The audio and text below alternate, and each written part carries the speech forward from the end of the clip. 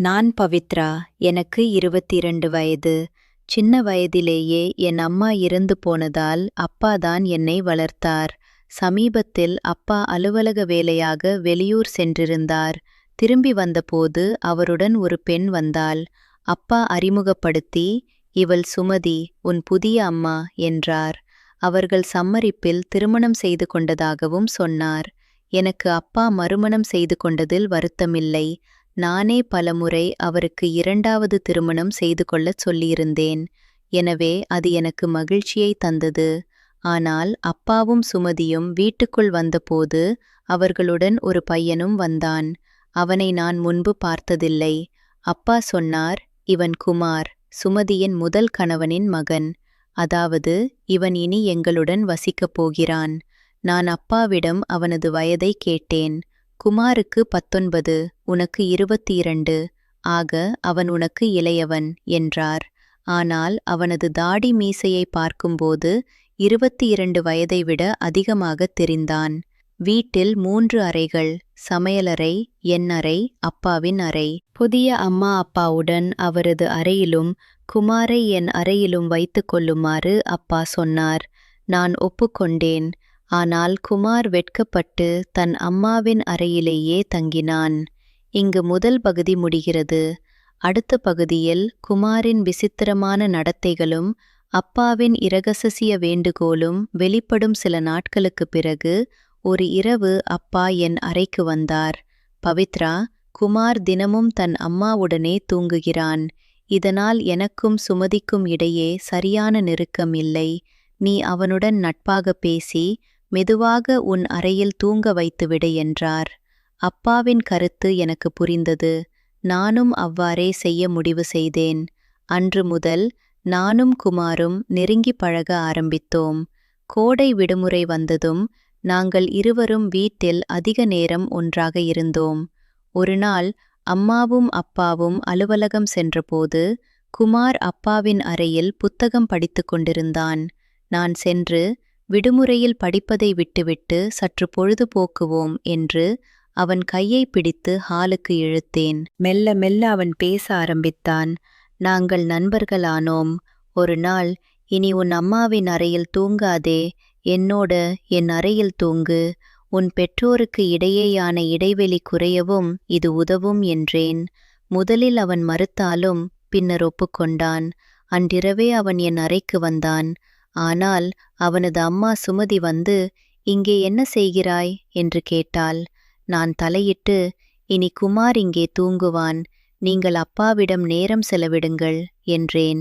சுமதி எனக்கு எச்சரிக்கையாக, "ஜாக்கிரதை, அவனும் வளர்ந்த பையன்" என்று கிசுகிசுத்தாள். நான் அதை அலட்சியப்படுத்தினேன். 2ஆம் பகுதி முடிவு. அடுத்த பகுதியில் இரவு நேரங்களில் நடக்கும் அசௌகரியமான தொடுதல்களும் குமாரின் தாய்ப்பற்றும் உங்களை அதிர்ச்சிக்குள்ளாக்கும். முதல் இரவு நான் தூங்கும்போது என் மீது ஒரு கை பட்டது. விழித்து பார்த்தேன். குமார் விரைவாக கையை எடுத்துக்கொண்டான். அவனை எதுவும் சொல்லவில்லை. அடுத்த நாள் மதியம் நான் திடீரென எழுந்தபோது குமார் படுக்கையில் இல்லை. சமையலறை, குளியலறை எங்கும் காணவில்லை. அம்மா அப்பா அறைக்கு வெளியே அவன் நின்று கொண்டிருந்தான். நான் அவனை என் அறைக்கு இழுத்து வந்தேன். அவன் கண்ணீர் விட்டான். "என் அம்மாவை ரொம்ப மிஸ் பண்றேன்" என்றான். நான் அவனை அணைத்து கொண்டேன். ஆனால் அவன் என் முதுகில் கை வைத்தபோது அதில் ஒரு வித்தியாசத்தை உணர்ந்து தள்ளிவிட்டேன். மீண்டும் இரவில் அவன் தூக்கத்தில், "அம்மா என்னை விட்டு போகாதே" என்று முணுமுணுத்தான். நான் பரிதாபப்பட்டு அவன் கையை எடுக்கவில்லை. இப்படியே சில நாட்கள் கழிந்தன. ஒரு நாள் நான் என் தோழி பிரியாவின் வீட்டுக்கு குமாரை அழைத்துச் சென்றேன். அங்கு பிரியா, "இவன் உன் காதலனா?" என்று கேட்டாள். நான் மறுத்தேன். அன்று இரவு உணவின் போது யாரோ மேசைக்கு கீழே என் கால்களை தொட்டது. குமாரின் கால்கள் என்பதை உணர்ந்து நான் கோபமாக பார்த்தேன். அவன் உடனே காலலை அகற்றினான். பின்னர் அம்மா சுமதி இரவில் பாலுடன் என் அறைக்கு வந்து, "நீ ஒரு புத்திசாலி மகள்" என்று பாராட்டினாள். அப்போது நான் உண்மையான அம்மாவின் உருவத்தை அவளில் கண்டேன். ஆனால் தொடர்ந்து சில காலை வேளைகளில் என் படுக்கை துணி கலைந்தும் அடிவயிற்றில் வலியும் இருந்தது. மூன்றாம் பகுதி நிறைவு. அடுத்த பகுதியில் மருத்துவமனை அதிர்ச்சியும் சுமதியின் சூழ்ச்சியும் வெளிச்சத்திற்கு வரும். ஒரு நாள் காலை எழுந்ததும் ஏற்பட்ட கடுமையான வயிற்று வலியால் என்னால் நகர முடியவில்லை. குமார் அருகில் இருந்தான். என்னை சந்தேக கண்களால் பார்த்தான். நான் எதுவும் சொல்லாமல் அம்மா சுமதியிடம் சென்றேன். அவளும் அப்பாவும் அன்று அலுவலகம் செல்லாமல் முகத்தில் தீவிரத்துடன் பேசிக் கொண்டிருந்தார்கள். எனக்கு அவர்களுக்குள் சண்டை போல் தோன்றியது. 3 நாட்களுக்குப் பிறகு வலி தாங்காத நிலையில் சுமதி என்னை மருத்துவமனைக்கு அழைத்துச் சென்றாள். டாக்டர் பரிசோதித்தார். அறிக்கை வந்ததும் சுமதி என்னிடம், "நீ யாரையாவது காதலிக்கிறாயா?" என்றாள். நான் மறுத்தேன். "அறிக்கையில் நீ கர்ப்பமாக இருப்பதாக எழுதியிருக்கிறது" என்றாள். அதிர்ச்சியில் என் கண்ணீர் வழிந்தது. எனக்கு காதலனே இல்லை. அப்போதுதான் குமார் நினைவுக்கு வந்தான். இதற்கு காரணம் குமார்தான்.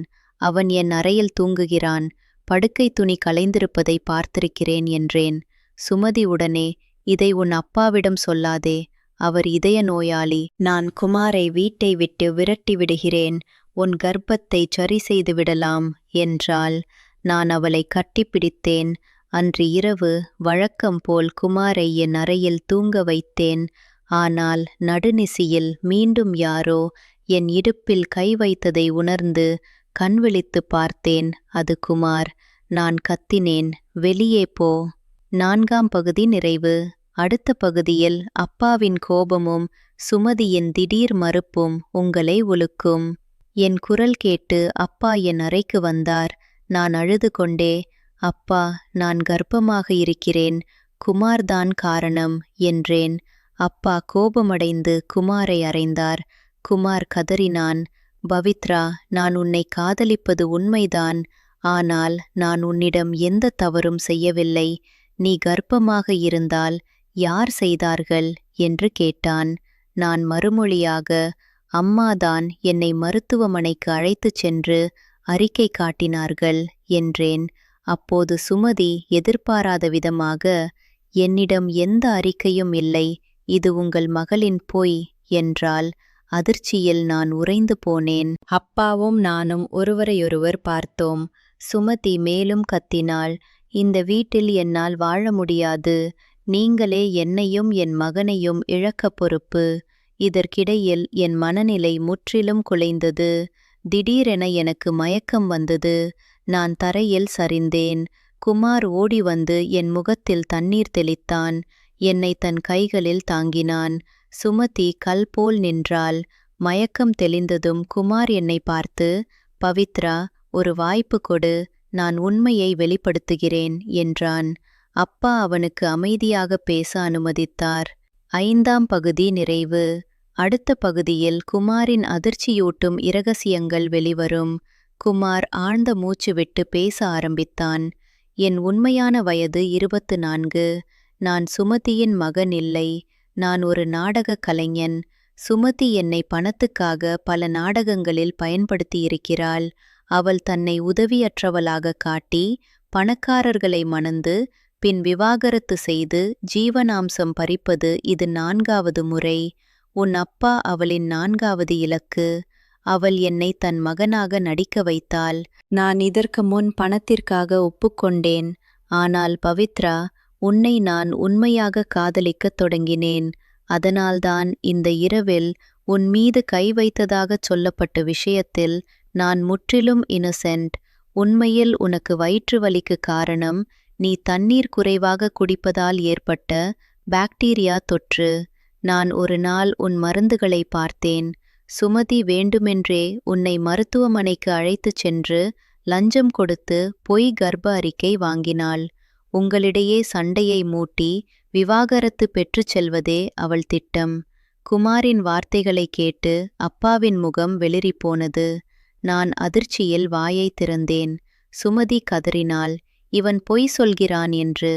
ஆனால் குமார் தன் செல்போனை எடுத்து சுமதியின் முந்தைய திருமணங்கள் மற்றும் பொய் குழந்தை நாடகங்களின் ஆதாரங்களை காட்டினான். 6ஆம் பகுதி நிறைவு. இறுதி பகுதியில் நீதி வெல்கிறதா? பவித்ராவின் வாழ்க்கை எப்படி திரும்புகிறது? படித்து தெரிந்து கொள்ளுங்கள். குமார் காட்டிய ஆதாரங்களில் சுமதி முன்பு 3 பணக்காரர்களை மணந்து ஒவ்வொரு முறையும் ஒரு கற்பனை மகனை உருவாக்கி பின்னர் பொய் கர்ப்பம், கற்பழிப்பு போன்ற வழக்குகளை போட்டு பணம் பறித்ததும் தெரிய வந்தது. அப்பா உடனே போலீசில் புகார் செய்தார். போலீசார் வந்து சுமதியை கைது செய்தனர். அவள் செய்த தவறுகளுக்காக நீதிமன்றம் அவளுக்கு 5 ஆண்டுகள் சிறை தண்டனை விதித்தது.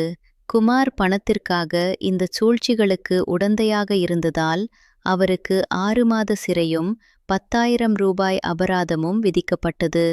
அவனை பிரிவது கஷ்டமாக இருந்தாலும் நீதி நிலைநாட்டப்பட்டது. பின்னர் அப்பா என்னை மருத்துவமனைக்கு அழைத்துச் சென்றார்.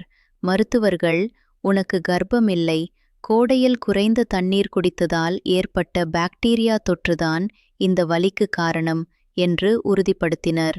எனக்கு நிம்மதி பொங்கியது.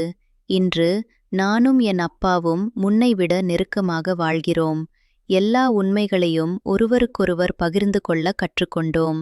குமார் சிறையிலிருந்து வெளியே வந்ததும் அவர் என்னை சந்தித்தார். பவித்ரா, நான் திருத்திக் கொண்டேன், உன்னை மறக்க முடியவில்லை என்றான். ஆனால் நான் இப்போது எச்சரிக்கையாக இருக்க கற்றுக்கொண்டேன். நான் அவனுக்கு நட்பை மட்டுமே கொடுக்க முடியும் என்றேன். இந்த சம்பவம் எனக்கு பாடமாக அமைந்தது. நம்பிக்கை எவ்வளவு முக்கியமானதோ அதைவிட உண்மையை சரியான நேரத்தில் கண்டறிவதும் முக்கியம் என்று உணர்ந்தேன். முழு கதையும் நிறைவுற்றது. பவித்ராவின் புத்திசாலித்தனமும் அப்பாவின் அன்பும் குமாரின் மனமாற்றமும் உங்களை சிந்திக்க வைக்கும். நீங்கள் யாரை எளிதில் நம்புகிறீர்கள்?